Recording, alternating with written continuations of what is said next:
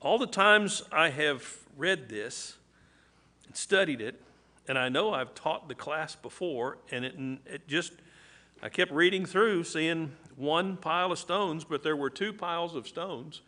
One pile on the bank at a place that would shortly become known as Gilgal, rolling away, where God rolled away the sin of Israel. And then another pile in the river. It says in the middle of the river where the priests stood. And the best thing I can surmise is the first stones were carried about, each one of those by one man from each tribe of Israel. So as we discussed last week, they were probably just large enough that one guy could get it up on his shoulder and carry it out. These other stones, however, there's no specification on the size. So it may well be that they collected 12 larger stones, put them in the middle of the river, and Joshua was probably written the book within 20 years of that occurrence.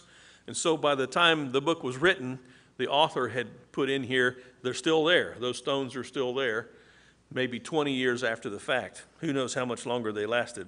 So there were evidently two stacks of stones. The first one definitely for a memorial, and the other one for a sign as well of some kind. Larry? The commentary on Joshua, too, Brother James Burton Kaufman, he said the same thing. Okay. Well, if Burton Kaufman said the same thing, then if Burton Kaufman said the same thing, it's got to be right. The late Brother Kaufman. I've been late a few times myself. We're all going to be late someday. That's part of the reason why we're here, isn't it? Getting ready for final exams, as they say. All right, we're going to start in chapter 5. And I didn't bring my notes. Well, all I had for notes was a little piece of paper with the sections and we're going to read. So I'll have to try to remember what sections we're going to read. Anybody have any questions or observations on anything from the first 4 chapters before we move on into chapter 5? Yes.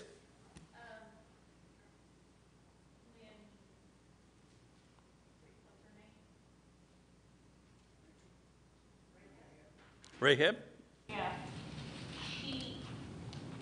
Her place that she lived was on the wall. Yes. Then the wall came down. Maybe not the entire wall, because the walls went around an entire city. And there could be plenty enough wall to come down to let the enemy soldiers come in this case, the Israelites, without that particular portion of the wall, which is, it doesn't point that out. It doesn't say there's evidence of God's providence because that part of the wall did not fall. But at any rate, a good question, good observation.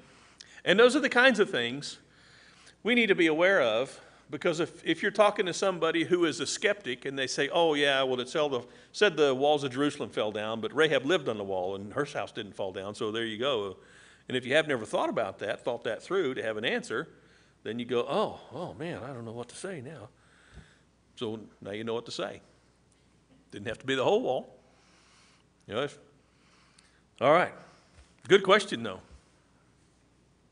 Chapter 5. Let's read 1 through 7. Who's got 1 through 7? Need a reader. Any hands? Bobby? Bobby's got 1 through 7. And then we're going to do 8 through, I believe, 12. Yes, 8 through 12. Who's got that? Need another reader. Anybody? All right, Larry. And Shannon, you're next. I saw that hand go up there. All right, Bobby. 1 through 7, and then 8 through 12. So it was when all the kings of the Amorites who were on the west side of the Jordan, and all the kings of the Canaanites who were by the sea, heard that the Lord had dried up the waters of the Jordan before the children of Israel until we had crossed over, that their hearts melted, and there was no spirit in them any longer because of the children of Israel. At that time, the Lord said to Joshua, make flint knives for yourselves and circumcise the sons of Israel again the second time. So Joshua made flint knives for himself and circumcised the sons of Israel at the hill of the foreskins. And this was the reason why Joshua circumcised them. All the people who came out of Egypt were males. All men of war had died in the wilderness along the way after they had come out of Egypt. For all the people who came out had been circumcised born in the wilderness on the way, as they came out of Egypt, had not been circumcised. For the children of Israel walked 40 years in the wilderness, and all the people who were men of war who came out of Egypt were consumed because they did not obey the voice of the Lord, to whom the Lord swore he would not show them the land, which the Lord had sworn to their fathers that he would give us, a land that was flowing with milk and honey. For Joshua circumcised their sons, whom he raised up in their place, for they were uncircumcised because they had not been circumcised on the way. Now when they had finished circumcising all the nations, they remained in their places in the camp until they were healed. Then the Lord said to Joshua, Today I have rolled away the reproach of Egypt from you. So the name of that place is called Gilgal to this day. While the sons of Israel camped at Gilgal, they observed the Passover on the evening of the 14th day of the month on the desert plains of Jericho. On the day after the Passover, on that very day, they ate some of the produce of the land, unleavened cakes and parched grain.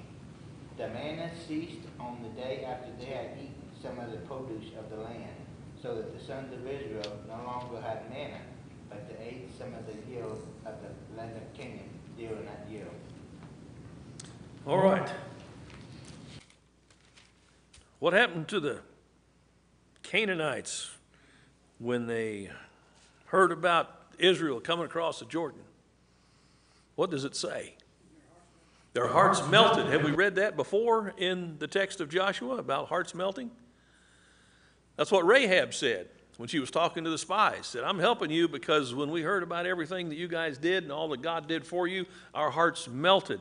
That's back chapter 2 and verse 11.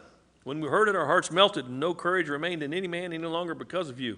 For the Lord your God, he is God in heaven above on earth and on earth beneath. Just a note, when you read John's gospel, the next time you read it, look for all of the signs and wonders that are not only done, but how they are emphasized, and that those signs and wonders bring about faith. And then you get to the end of the gospel, and John says these are not all of them, but if we recorded all the works of Jesus, there wouldn't be enough books to hold them. But these are written that you might have faith. These are written that you might have faith. God's wonders are not for the purpose of wowing everybody.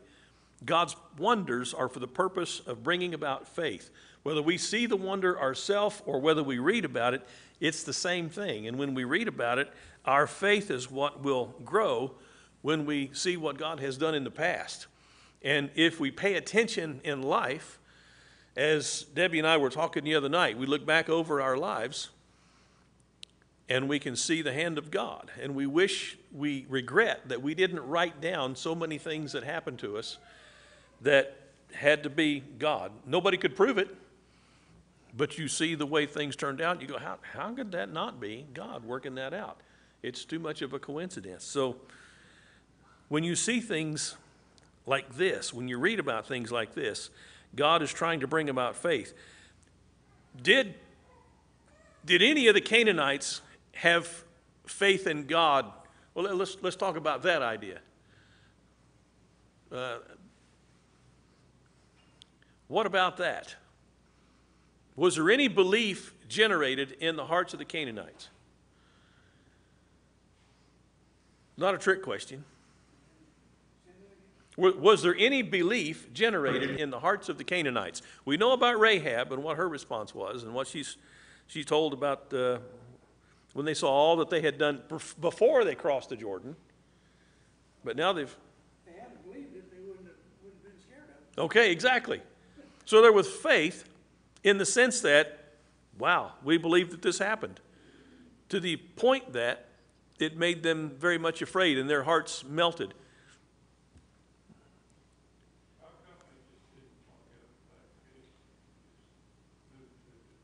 Well, that's one question. Why didn't they go out the back gate and move on, go somewhere else? Another question to me is, and I know you might think, oh, Marty, you're crazy. Why didn't they walk out the front gate? Say, let's go talk to these Israelites. Go send some ambassadors, send some guys we can lose,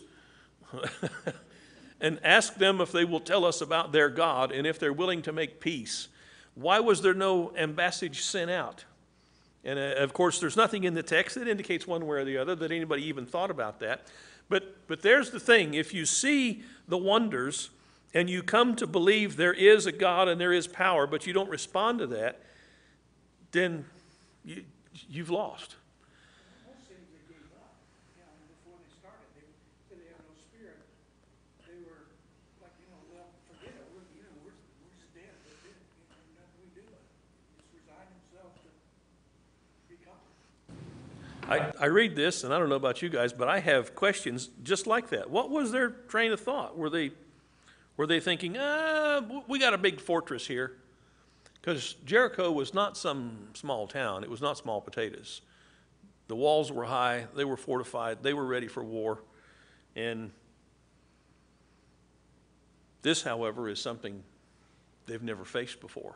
They've never faced an enemy who was able to come up to a river at flood stage, and the river just part, and they go across.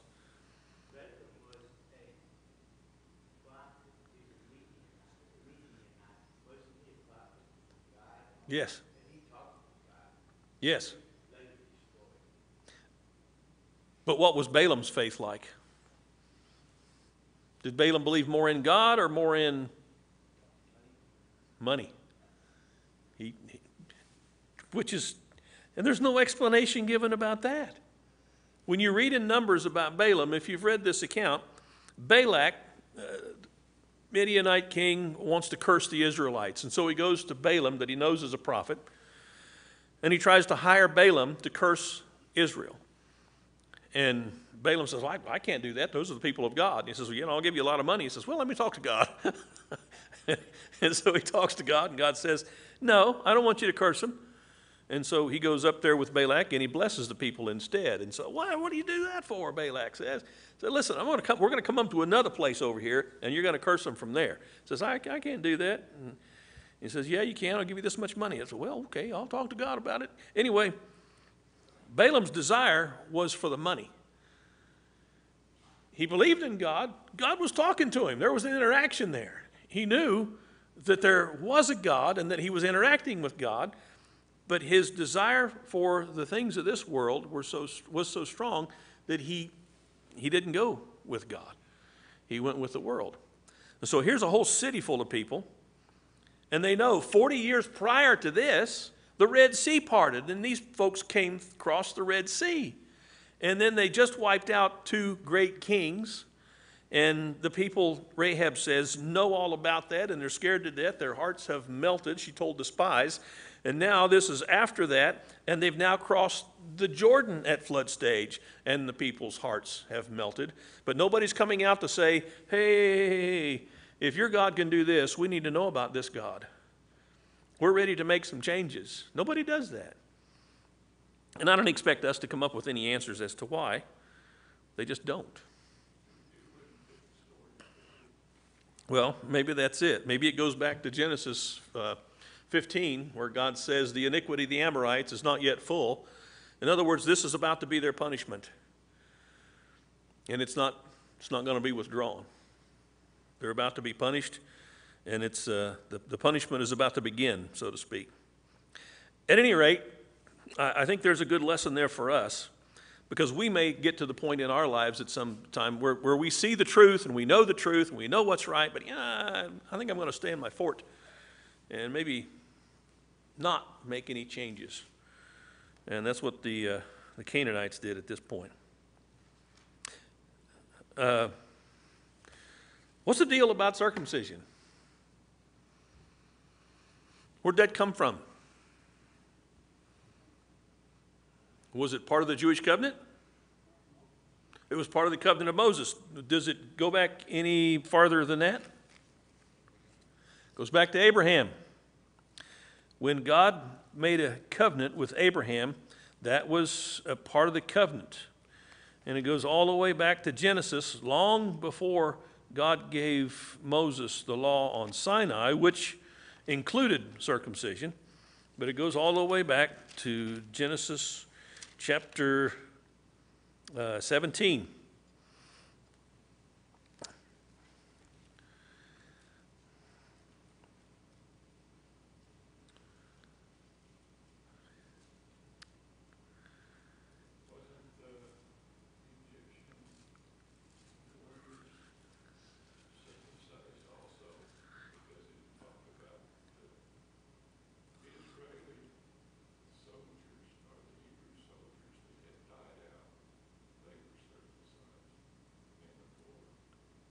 Well, they might have been keeping the Abrahamic covenant for all we know. There's no commentary made on that.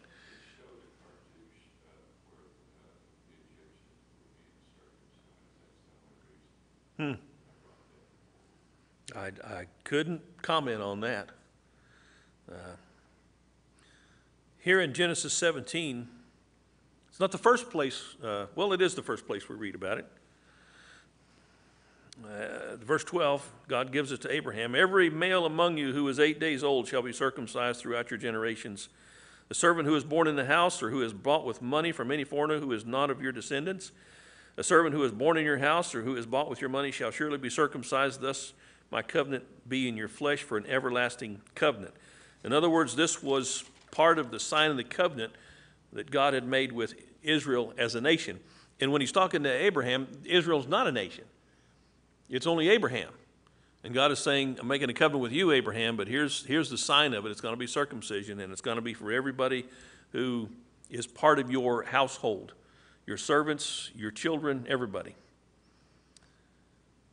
Now, we get to chapter 5 of Joshua, and for whatever reason, and there's no explanation here either, during those 40 years, there was no circumcision going on. Or if there was, it was a minimal amount because these guys all need to be circumcised.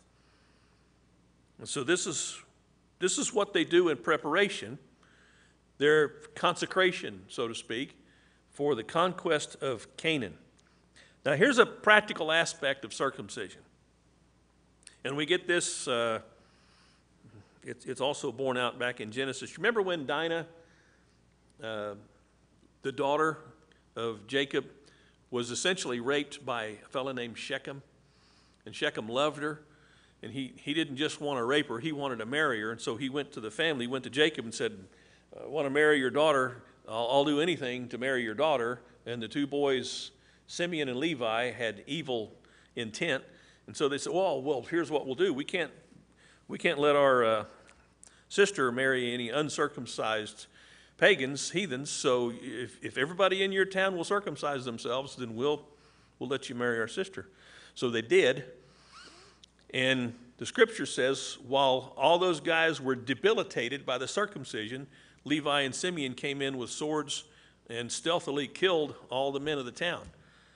And that was, so Jacob says, man, you've made me odious, and we're going to have to get out of here now. But that's one of the aspects of circumcision. So you've got all these soldiers ready to do combat in Canaan, and you start by physically debilitating them for about 3 or 4 days. How much faith does that require? You're facing your enemies. You don't know when they're going to come out of that town and attack. You don't know if in the middle of the night they're going to come upon you. There's nothing said about that. We have to just imagine that, but you have to think like that. And God says, here's what I want you to do. I want you to do something that's going to keep all of your guys from being any good at fighting for 3 or 4 days. What we're talking about is faith. God telling these guys what to do, and there's no argument, there's no fuss, there's no rebuttal. We can't do that. They do it. Are we seeing a distinction between this generation and the previous generation? Comments, observations? Am I seeing too much in the text? Yeah, you would think. I don't know. There's no side note. Conscientious objection, yeah, right. And I don't know what they had for pain. Gilgal, what does the name Gilgal mean? It means rolling. What did that have to do with anything? Rolling. How's that in context? How's that fit? Look at what it says. I've rolled away the reproach. What's reproach?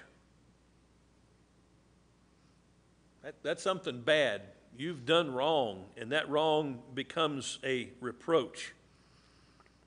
And God says, I've rolled it away. What reproach was he rolling away? I believe he's rolling away the 40-year-old faithlessness.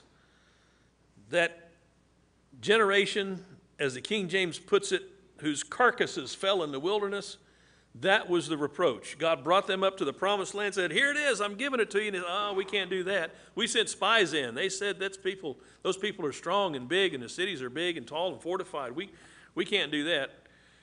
What's wrong with you, God? How come you brought us out here to die like this? Okay, you're going to die. I'm going to let you walk around in that wilderness. I'm going to lead you back and forth in that wilderness for 40 years until all this generation is dead.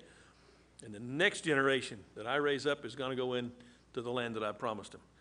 And so that's the reproach that's being rolled away. This is a huge transition taking place. It's not just Israel coming into the promised land, but it's Israel leaving behind slavery in Egypt, leaving behind the faithlessness of the previous generation, and moving on and moving up. Yes.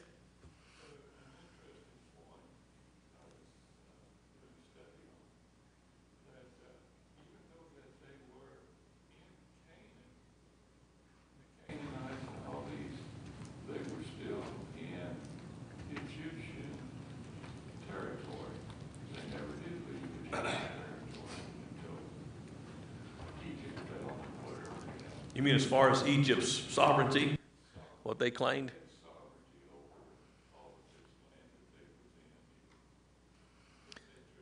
Yeah, yeah.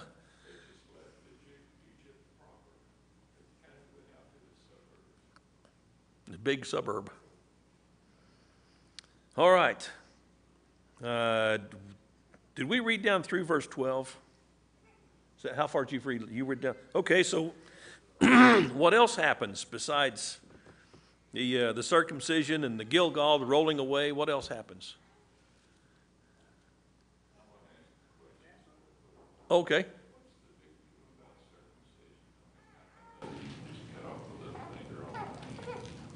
I don't know. There's no explanation for that either.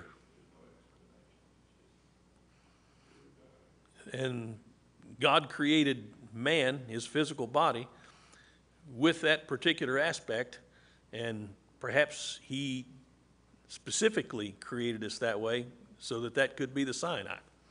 You got to wonder. In science, evolutionary thought had this idea of vestigial organs. You ever heard of a vestigial organ?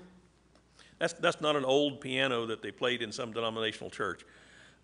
There was a list, I believe at one time, of 155 vestigial organs. And these were organs, things inside the human body, even bones, some of them, that were vestiges of our evolutionary past. In other words, they were things that we did not need anymore. Probably the most well-known one is the appendix. They said, oh, that's a vestigial organ. You don't really need it. It's just something that you used to need, but when you were a caveman, and before you were a caveman, when you were an ape man, you needed an appendix, and now you don't need it because we're all civilized. Well, the more medical science has progressed, the more things have been taken off that list of vestigial organs because it's been discovered, oh, we need that, we need that, we need that. And so there are no more vestigial organs. Everything that is in the human body is there for a purpose, including the foreskin. And God is saying, this is what I want you to do, and maybe that's the purpose. I have no idea. Just something to think about, something to ponder over. What else happens at Gilgal? Passover.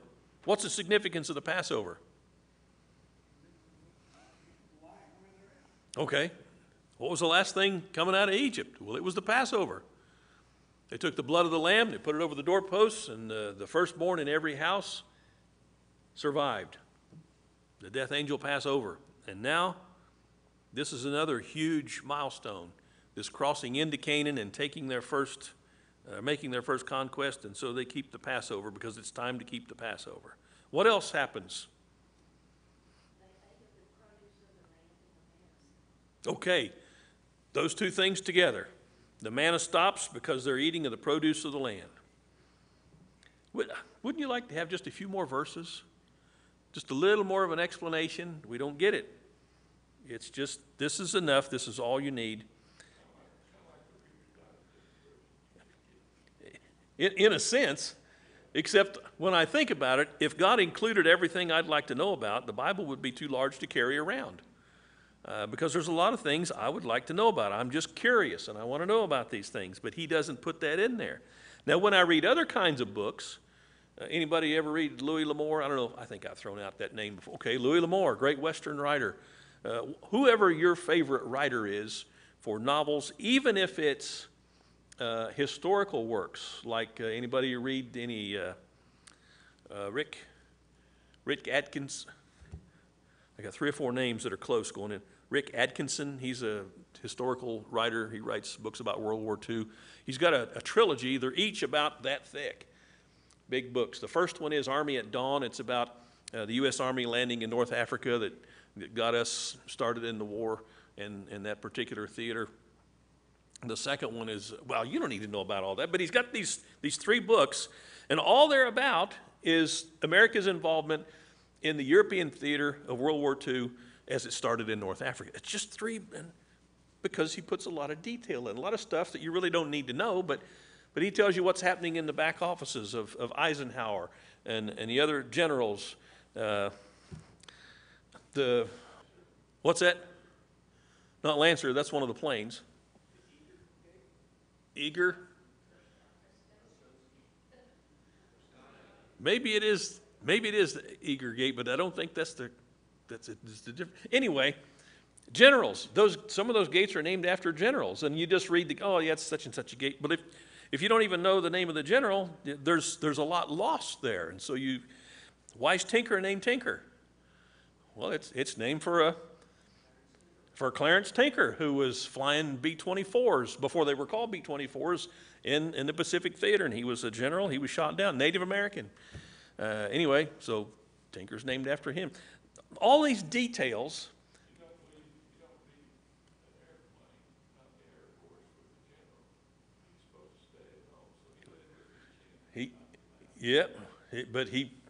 Maybe he wanted to have a base named after him. I don't know. But.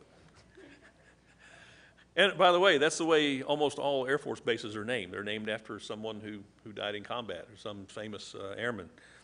But there's a lot of information that could be put in here that's not. So what we're getting, we can know for sure, is what we need to know. And so when I read these things, I am now assured, after all these years of study, I'm not reading anything that doesn't need to be here and that's not going to add to my knowledge and my faith. It's a very encouraging thing for me to know that there's no fluff in here. How many of you have read books in school and you thought, what am I wasting my time for reading this stuff?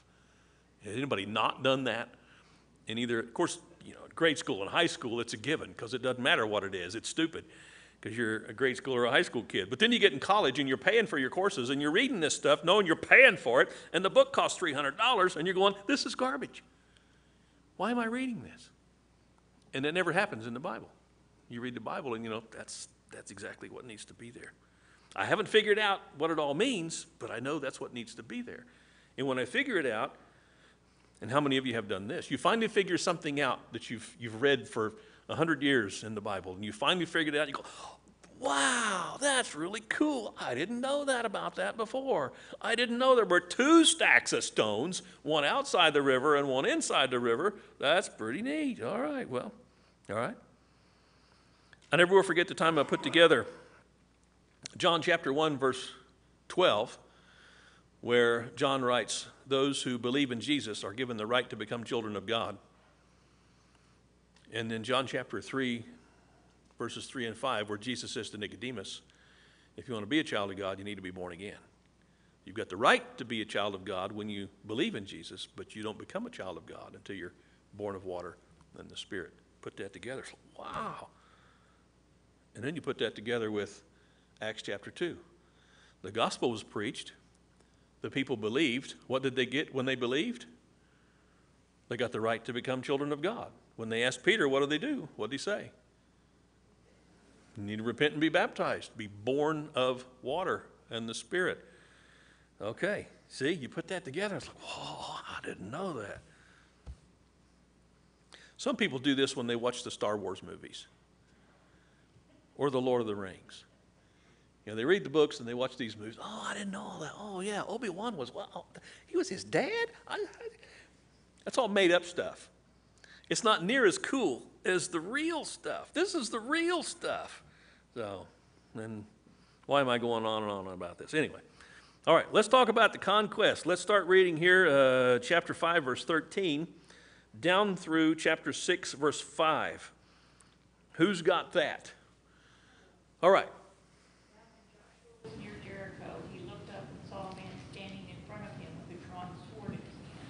Joshua went up to him and asked, "Are you for us or for our enemies?" "Neither," he replied, "but as commander of the army of the Lord, I have now come." Then Joshua fell face down to the ground in reverence and asked him, "What message does my Lord have for a servant?" The commander of the Lord's army replied, "Take off your sandals, for the place where you are standing is holy." And Joshua did. How far am I supposed to read? Through 6:5. No. Now the gates of Jericho were secured far because of the Israelites. No one went out and no one came in. Then the Lord said to Joshua, "See, I have delivered Jericho into your hands, along with its king and its fighting men. March around the city once with all the armed men. Do this for 6 days. Have 7 priests carry trumpets of ram's horns in front of the ark. On the 7th day, march around the city 7 times with the priests blowing the trumpets. When you hear them sound a long blast on the trumpets, have the whole army give a loud shout. Then the wall of the city will collapse and the army will go up, everyone straight in." Very good. Who did Joshua see? See, that's what I think, an angel. What did he look like?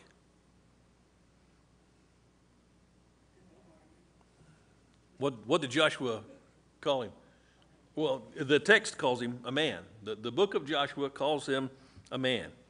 Not some giant or a winged individual. It just says a man standing opposite him with his sword drawn in his hand. What question does Joshua ask? You for us or against us?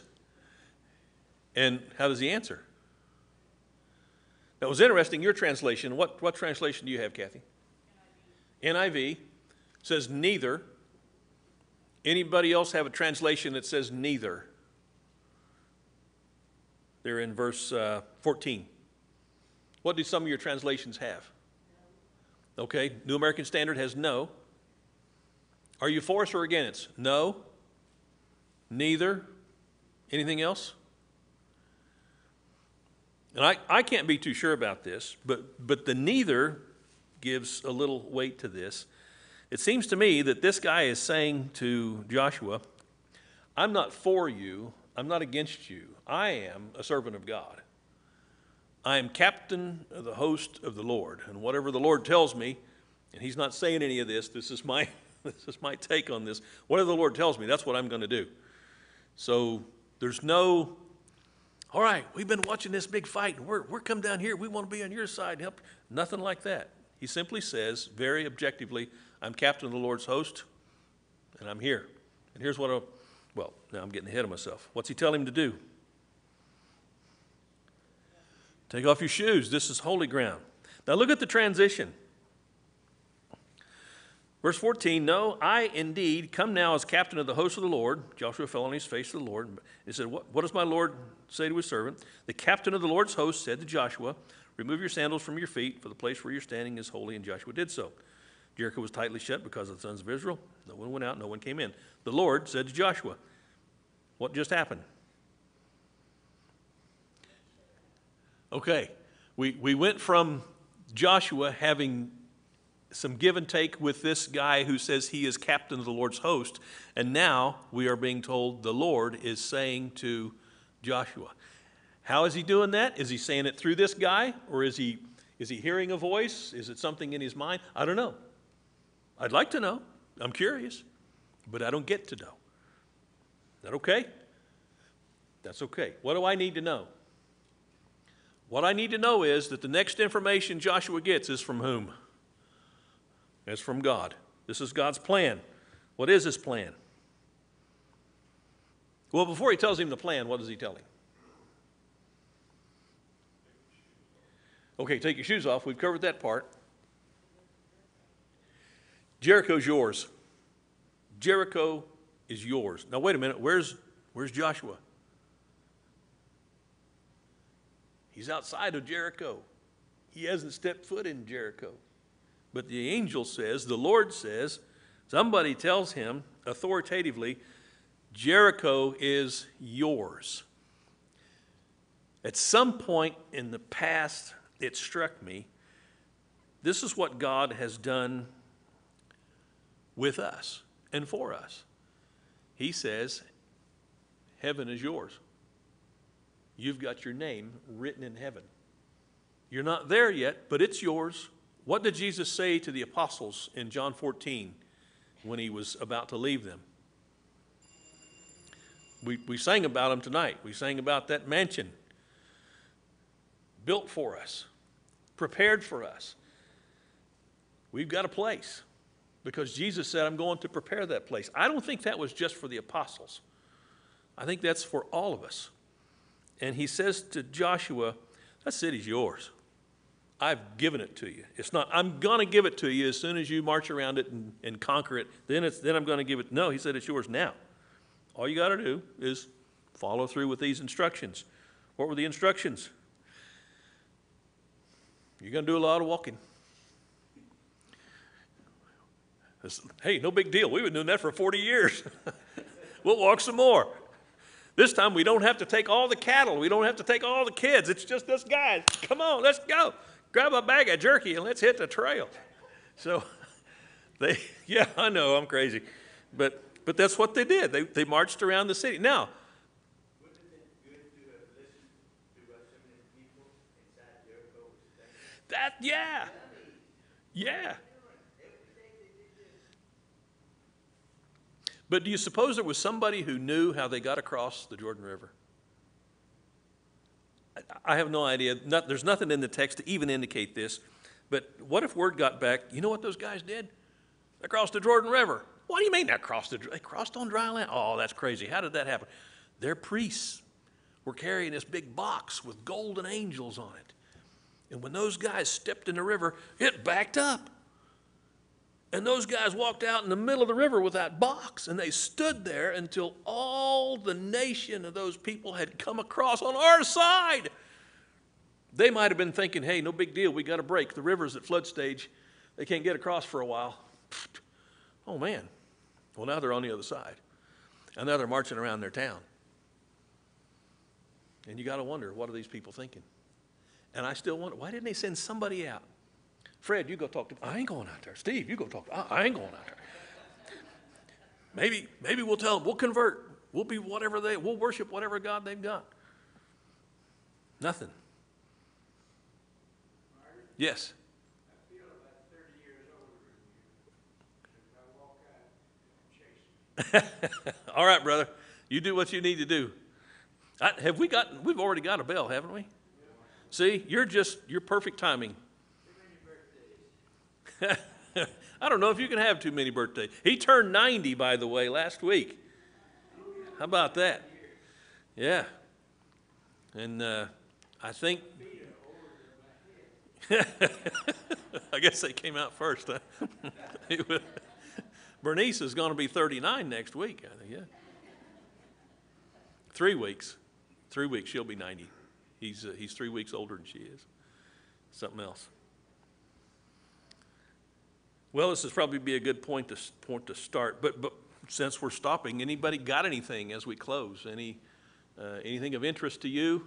Any observations you want to make? Carrie? I feel confident in saying that Rahab was the one who was in Jericho.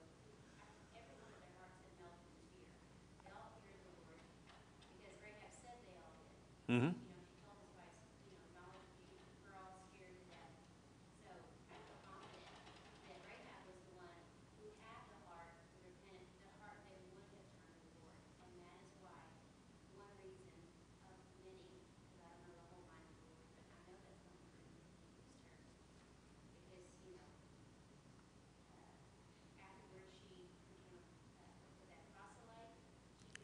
Yeah?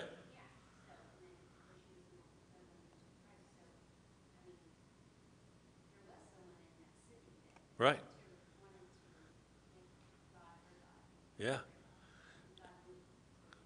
And think about if you were a member of Rahab's family,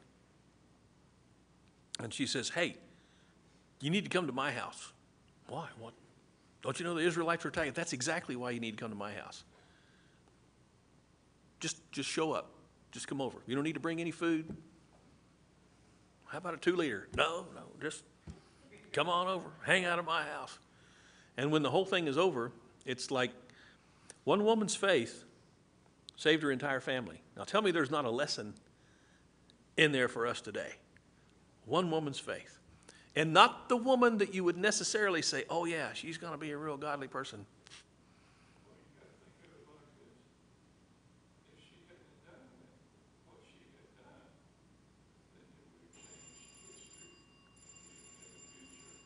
Well, yeah, but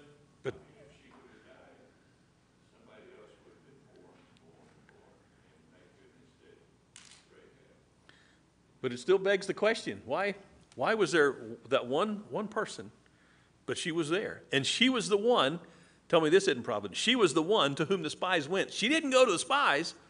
They sought her out, apparently thinking that nobody would be, suspicious of a couple guys, strangers in town, going to the prostitute. But she's the one who had the faith to say, I'm going to hide you guys, and here, let me make a deal with you. Save me when this is all over. And that's what they did. So, all right. We'll come back, Lord willing, to this next week. Chapter 6 and verse 6 is where we'll pick up.